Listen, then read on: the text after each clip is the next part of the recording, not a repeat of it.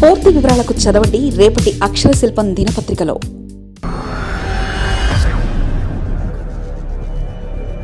YCP ప్రస్తుతం ఉన్న పరిస్థితికి కారణం వైఎస్ జగన్తో పాటుగా సజ్జల రామకృష్ణారెడ్డి. రాజకీయ వర్గాల్లో ఉన్న అభిప్రాయం ఇది.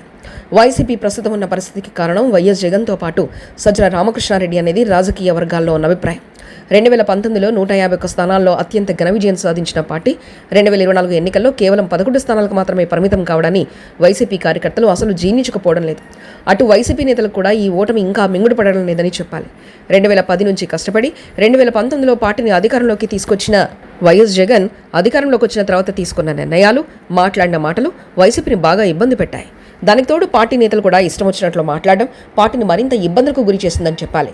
ఇక పార్టీ నేతలను జగన్ దూరం చేయడం కూడా వైసీపీ పతనానికి కారణమనే అభిప్రాయాలు చాలా మంది నుంచి వినిపించాయి. ముఖ్యంగా వైసీపీ కీలక నేత సజ్జల రామకృష్ణారెడ్డి వైఎస్ జగన్కు పార్టీ కార్యకర్తలకు మధ్య వారధిగా వ్యవహరిస్తూ జగన్ను కార్యకర్తలకు పార్టీ నాయకులకు దూరం చేశారనే అభిప్రాయాలు అప్పట్లో చాలా వరకు వైసీపీ నేతల నుంచే వినిపించాయి. ఎమ్మెల్యేలు, మంత్రులు, ఎంపీలు ఏం చేయాలన్నా సరే సజ్జల రామకృష్ణారెడ్డి అనుమతి ఉండాల్సిన పరిస్థితి తీసుకొచ్చారు అప్పట్లో.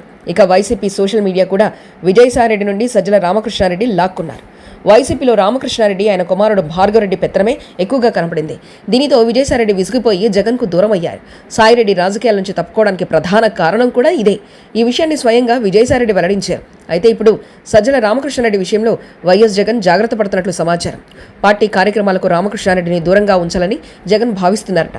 పార్టీ నేతలతో కూడా ఎటువంటి సమావేశాలు నిర్వహించొద్దని, పార్టీ నేతలతో కూడా టచ్లో ఉండవద్దని సజ్జల రామకృష్ణారెడ్డికి జగన్ స్పష్టంగా చెప్పినట్లు సమాచారం.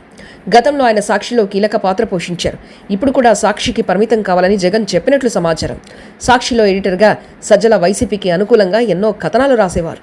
పార్టీ ప్రజల్లోకి వెళ్లడానికి ఇది బాగా ఉపయోగపడేది. ఇప్పుడు దానికి మాత్రమే ఆయన పరిమితం కావాలని, కొన్నాళ్ల పాటు పార్టీ వ్యవహారాలకు దూరంగా ఉంటే మంచిదని జగన్ సున్నితంగా హెచ్చరించినట్లు సమాచారం. అలాగే తాడేపల్లి నివాసంలో కూడా సజ్జల రామకృష్ణారెడ్డి ఉండకూడదని జగన్ చెప్పినట్లు వార్తలు వస్తున్నాయి. విజయసాయిరెడ్డి వ్యవహారంలో కంగుతిన్న వైఎస్ జగన్ మరిన్ని ఇబ్బందులు రాకుండా ఉండేందుకు రామకృష్ణారెడ్డిని దూరంగా పెడుతున్నట్లు సమాచారం. అనంతపురం వైసీపీ నుంచి బయటకు వెళ్లిపోయే నాయకులను తప్పించి ఆ పార్టీలోకి కొత్తగా వచ్చిన నేతలే కనిపించడం లేదు. పలు నియోజకవర్గాల్లో ఇన్ఛార్జీల కోసం ఆ పార్టీ వెతుక్కుంటున్న పరిస్థితి కనిపిస్తుంది. ఇలాంటి పరిస్థితిలో ఆ పార్టీని వీడిన నేతలు తిరిగి రీఎంట్రీకి ప్రయత్నిస్తుండడం జగన్కు ఊరటగా మారిందంటున్నారు. గతంలో ఎప్పుడూ చూడని విపత్కర పరిస్థితులను వైసీపీ చూస్తుంది. గత ఎన్నికల్లో ఓడిపోయిన దగ్గర నుండి ఆ పార్టీ గడ్డు కాలాన్ని ఎదుర్కొంటుంది. 151 స్థానాల్లో ఘన విజయం సాధించిన ఆ పార్టీ 2024 ఎన్నికల్లో కేవలం 11 స్థానాలకే పరిమితమైంది. 175 అసెంబ్లీ స్థానాలకు గాను కూటమి ఏకంగా 164 ఎమ్మెల్యే సీట్లను కైవసం చేసుకుంది. అధికార వైసీపీ కేవలం 11 స్థానాల్లో మాత్రమే విజయం సాధించింది. వైసీపీకి కీలక నేతలు, మంత్రులు ఈ ఎన్నికల్లో ఘోరంగా ఓడిపోవడం జరిగింది. 11 సీట్లలో మాత్రమే విజయం సాధించి ప్రతిపక్ష హోదా కూడా సాధించలేకపోయింది. 4 పార్లమెంట్ స్థానాలకు మాత్రమే ఆ పార్టీ పరిమితమైంది. ప్రభుత్వ వ్యతిరేకత, ప్రజా ఆగ్రహంతో వైసీపీ కంచుకోటలు కూడా బద్దలయ్యాయి. వైసీపీ ఘోర ఓటమితో ఆ క్యాడర్ ఢిలా పడిపోయింది.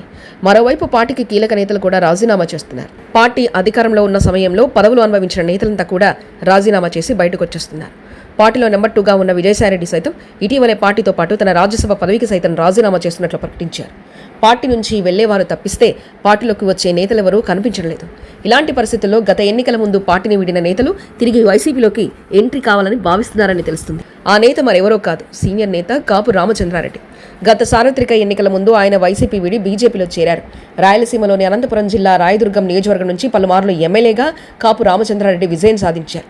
2019 ఎన్నికల్లో వైసీపీ నుంచి ఎమ్మెల్యేగా విజయం సాధించిన ఆయనకు తిరిగి టికెట్ ఇవ్వడానికి జగన్ నిరాకరించారు. దీంతో ఆయన వైసీపీకి రాజీనామా చేసి వెళ్లారు.